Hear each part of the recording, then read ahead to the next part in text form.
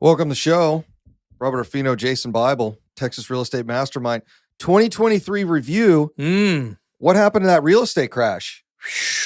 Well, there was a crash. It just wasn't real estate, right? Man, what happened to the real estate crash? I don't know. I had to dust off my foreclosure playbook. Oh, did you? On my yes, it was on 12 cassettes. Tells you how old it is. So we're making an offer on a HUD home, and I'm not sure if it's going to go pending. We're going back and forth with the agent. They were like, allegedly it's pending, but we don't have the EMD yet. So anyway, Scott pulled up, went to the HUD store. Yeah. And I think all of the HUD properties, now, mind you, this goes out as far as Beaumont, Nederland, Orange. None. Not even to San Antonio, almost to Corpus, like north of Conroe. Sure. This is probably 15,000 square miles. I mean, it's a ridiculous 100 miles by 100 miles is 10,000 square miles, right? So this is probably 200 across and 200, so 40,000 square miles. There's like 15. I was gonna say it was about a dozen. Yeah, it's like I looked at it the other day because we looked at one. I'm like, oh, now I'm getting maybe they're all coming. There's more. Let's open up. Let's look at all these foreclosures. No, there's no foreclosures. There's no foreclosures. No, there's really not any. And you know the ones that are popping up, like I walked this one last week up near Lake Conroe. It's actually in April Sound, and I walked it, and it's your typical foreclosure, big piece of crap. You know, has huge foundation issues. It needs everything. So it's like, I walked one in Corpus. You saw the video. Yeah, you walk in, and it's destroyed. It's not like beautiful home. They just moved out because they couldn't make the payments. This thing was in rough shape forever. Yes. So it's just massive deferred maintenance. They get behind on the bills and they decide, hey, I'm walking. I'm out. Yep. Yeah, I'm out on this thing. So sometimes you need to walk away. Yeah. Yep. So in any case, that was what happened in 2023. What else was fun for us in 2023? Well, I think there was a crash per se in obviously capital. Right? That capital market just dried up. When I spoke at Alt Asset Conference during when was that?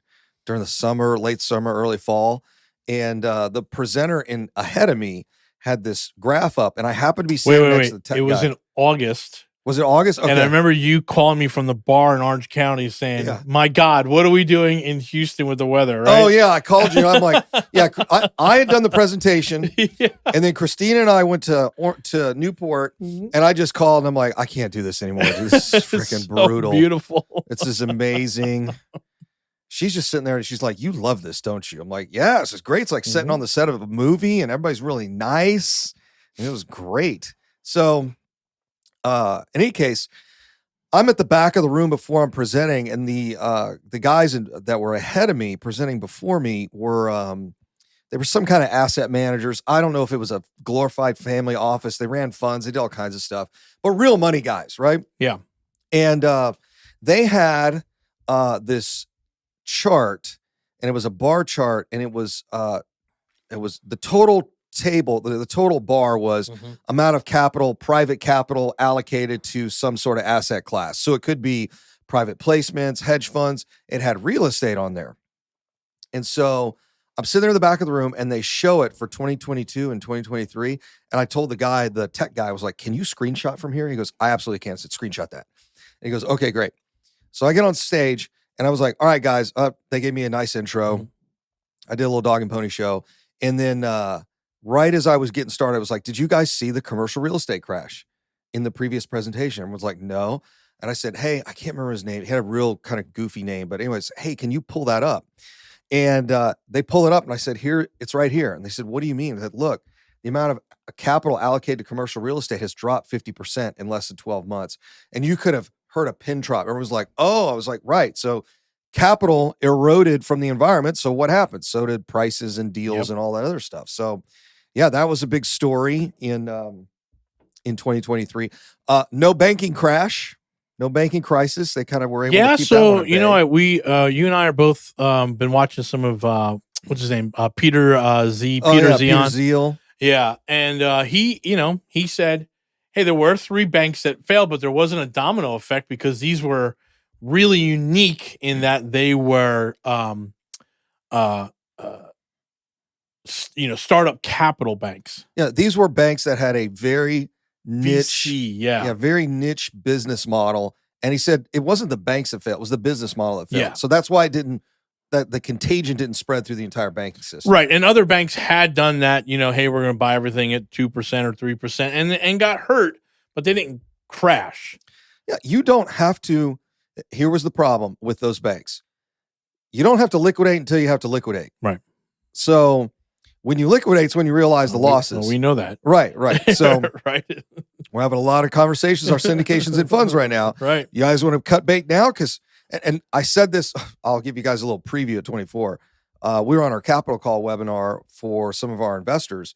And I said, guys, there's only two choices here. We're either going to make a lot of money or we're going to lose almost all of it. Right. And it got quiet. And I said, look, there's no in between in real estate. It's either done and cash flowing and making a bunch of money, or you're just losing money. This is red light, green light. In the current market, right, and which is what happened in 23.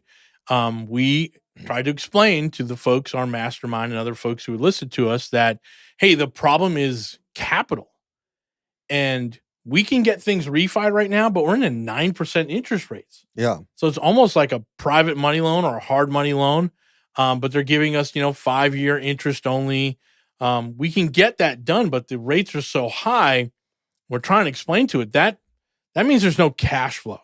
Right. So the big conversation, we are liquidating some assets right now. And I had one of our largest investors reach out to me, goes, oh, okay, cool. So we're going to expect some distributions. I said, how? Right. Insurance is up 50%. Yeah. The payments are up by almost, 30, 40. Threefold if you really kind of calculate it on an interest rate basis. So I'm like, where's the cash flow coming? I said, there's a lot of equity. There's just no cash flow, guys. Right. So what we did in 2023 is we generated a boatload of wealth. Yeah.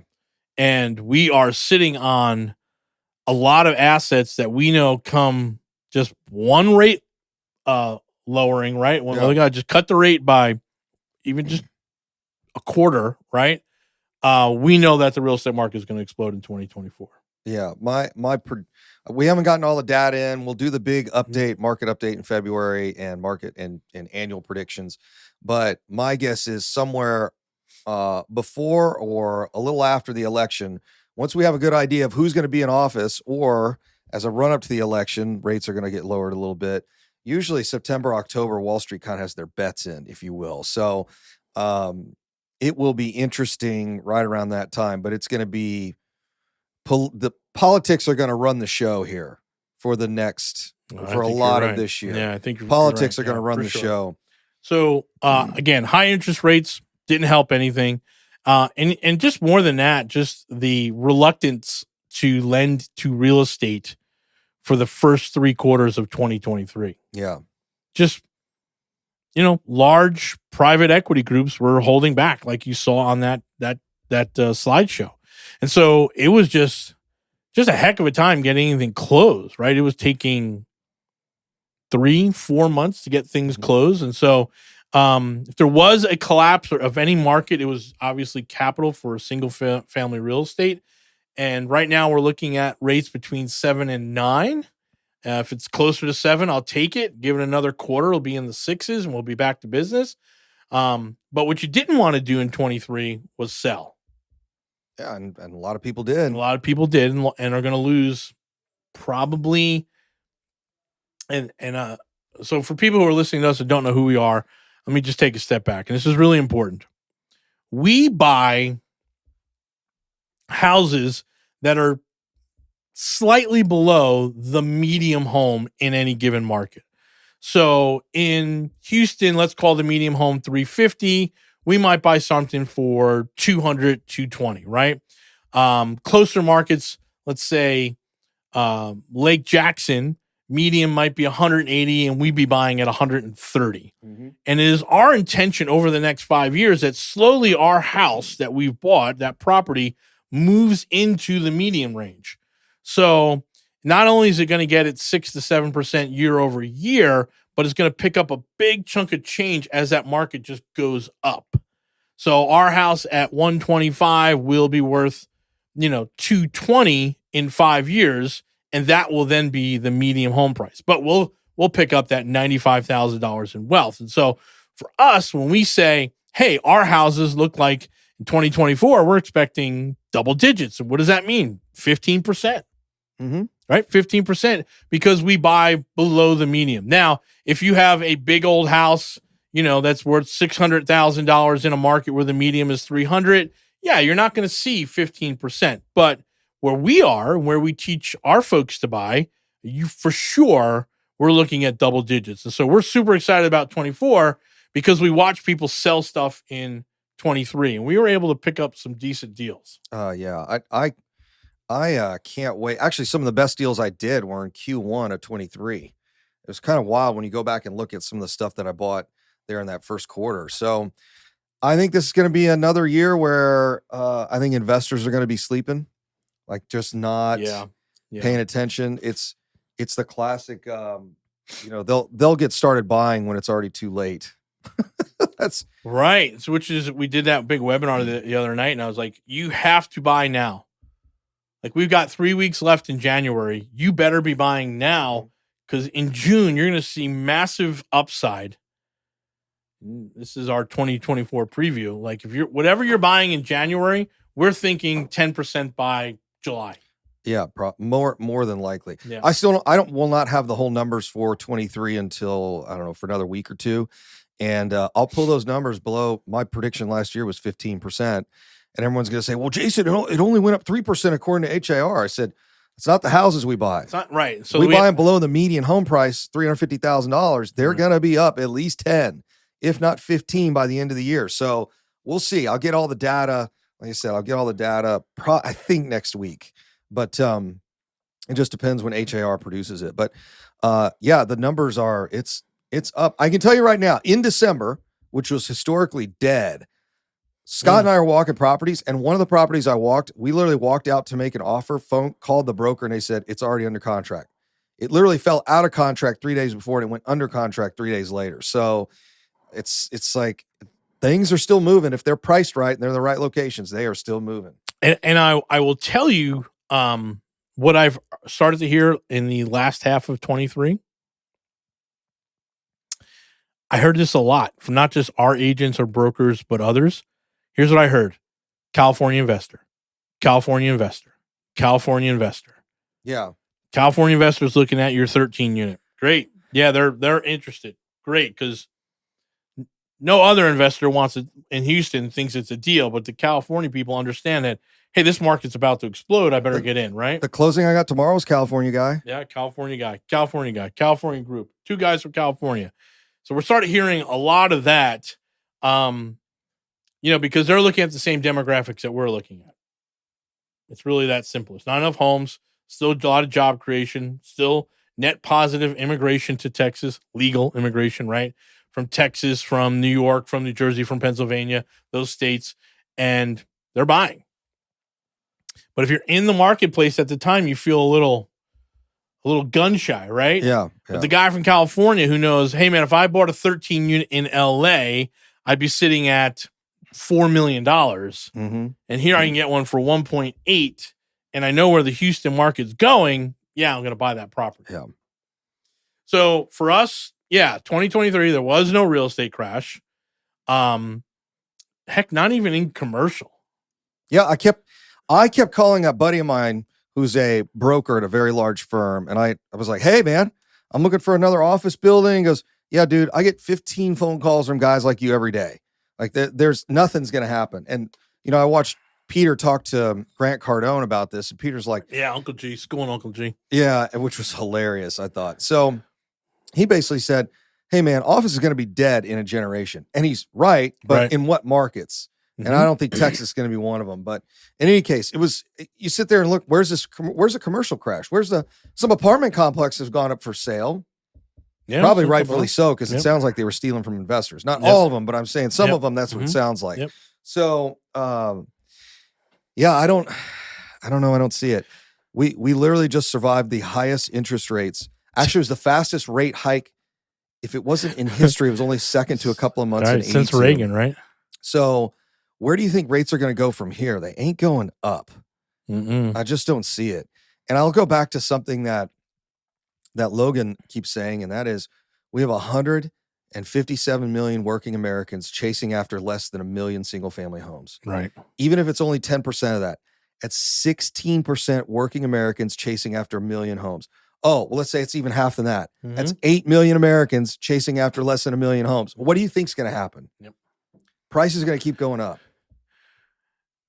So no residential crash, no commercial crash, right? At least for the market that we're in, and certainly on the residential, the properties that we buy. We did see a giant sucking sound of capital being pulled out of the market. So refis became a lot longer, became a lot more challenging. The rates got higher, the LTVs got lower. So that absolutely put a problem on it. And then also in 2023, if you remember at the beginning of the year, taxes went up, insurance went up, our MUD went up, and almost everywhere we're at. So the cost of holding a property went up significantly. So if you looked at, hey, just as a percentage of increase, probably about 25%, it went up, maybe 30%. Obviously, that's a big deal when you're sucking that capital out to just covering the operations of your property. So we did see some of that. So it was a challenging year, but it wasn't. We didn't lose any appreciation, which is the happiest thing we can say sitting here in January 2024 is like, we still made money last year. We still saw appreciation in the marketplace, at least for the properties that we buy. And we think 2024 is going to be phenomenal. Now, I will tell you this, if the trend continues, taxes are going to be up 20%, insurance is going up 20%. Like, that's not going to stop. Right. So there may be situations where you're buying some of this stuff and it's at least single family, cash flow neutral, cash flow negative, but it's a $250,000 house that just appreciated another 15%. Yeah. So, we just take it to the bank here. That duplex that is a 2-1 on one side to 2-1 on the other, I don't think cash flows. Yeah.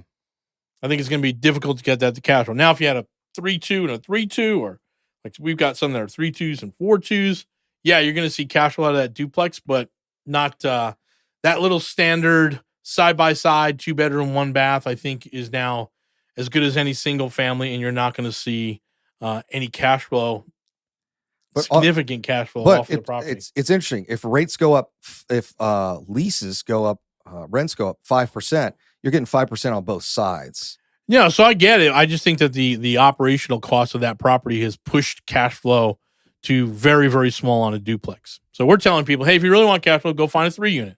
Go find a 4-unit, right? However, conversely, these single-family prices are going to go through the roof in 2024. So, again, we'll put it up on our board somewhere, January 24th, and the prices that we're looking at, and we'll just keep an eye out because we do our events here every quarter. And it's like, oh, this is what we said in January. This is where we're at now. Like, how long do you want to wait? I keep all the old PowerPoints. How long do you want to wait? I just pull them right up. Like, here's where we're at, guys. So 2024 was a challenging year. If you had to get refis done, if you're looking for cheap capital, it simply wasn't there. The operating costs of your properties went up dramatically at the beginning of the year. Took us almost a whole year to recover from that. Yeah, it was tough. It was very, tough. Very tough. So, but we're super happy about still. Think about still working through it with the increased cost of construction on some of these things. We're still kind of living through that. So we can get into that for a little bit. That there's no $100 a day guy. I was amazed. We just interviewed a handyman, and he was like, "Oh yeah, this is my rate," and you were like, "Yeah," and agreed to it. I'm like, "Wow, that's how expensive they've gotten." Mm-hmm. He's a $50,000 a year guy. Yes, and it's like. And doing just handyman stuff. Yes. I'm like, holy cow. Yes. Didn't you watch the South Park? No, I didn't watch Oh, you got to watch the South Park. It's really, really good. They're talking how basically Chat GPI is putting all these guys out of business. Yeah. And the guys who are becoming millionaires are the guys who know how to turn a screwdriver. Oh, that doesn't surprise me. It's hilarious, right? So it's like, let me show you how to fix the stove, kids. Yeah. Go over to the stove, you pick up the phone, you call the handyman and say, hey, my stove's broke, get over here. Oh, that's funny. And of course, then they're not buying it and they're all decked out and blinged out. It's very funny. But yeah, labor was a challenge for sure. There's 1.3 jobs for every person looking for a job in this country. Yes. So that's difficult. and not a lot of guys want to walk the job site and pick up trash. Well, the other, now there's some real discussion on like, are those jobs that these employees could be retrained for and all, and I get all that economic discussion, but there's more jobs than there are people. That's an absolute reality, right? Mm-hmm. So, and it's only going to get worse as the baby boomers age, as the millennials are starting to come of age. You know, they'll kind of backfill it and that sort of thing. But it's what Peter said is, he said, you will never have a cheaper cost of capital or labor in the next couple of years than the rest of humanity. Yep. So start hiring and start start using money. So that's 2023. And hopefully you survived it and you're looking forward to a big 2024 like we are. Love to see you at our events. Go to mrtxre.com, MrTexasRealEstate.com, mrtxre.com. We're going to be in LA in January. We're going to be in Vegas in February, back to LA in March. And then in April, I'm working on San Diego or the Northeast. And then every other month, we'll also be here in Houston. So lots of opportunities to come out and see us, join our workshops, start figuring this stuff out, and start getting those properties so you can see that massive upside in your wealth. All right, guys, thanks.